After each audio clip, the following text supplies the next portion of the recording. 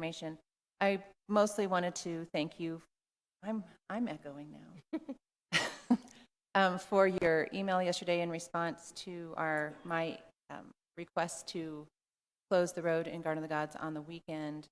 I appreciate what you said. I do disagree with some of it, as you know, especially in regard to trying to give our users, our park users right now, more access into the park.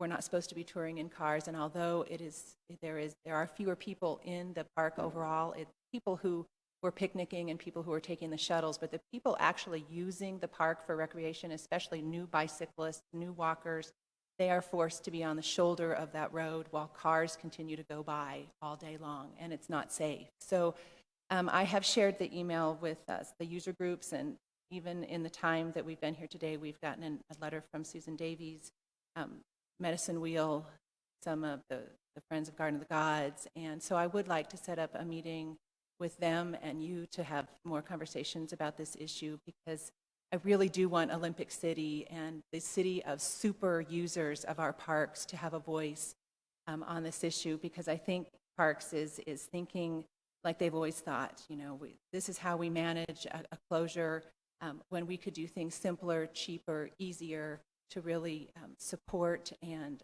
our users of our parks. We could be innovative, and I don't want Denver leading this conversation. I want Olympic City USA leading the conversation around supporting our parks users. So if that's okay with you, we can hopefully have that conversation soon, because we do see this as an urgent need right now to support the mental wellness of our community. Okay, and I'd be happy to share with you the responses we've received thus far in terms of Facebook responses as well. So, and I'd like to chime in with Jill. I think it's a really good discussion to have a balance where maybe we can have an opportunity for people that are those people that get on their bikes and hike and walk to have a new opportunity that would be a safer way for them to recreate. But we'll talk about all this offline. Andy, did you have a question?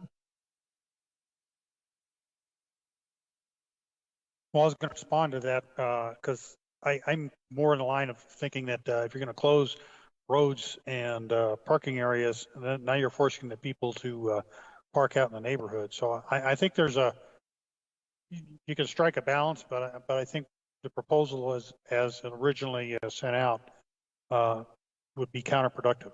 So yeah, let's have that conversation offline. All right, sounds good. Anybody else have any questions for Karen?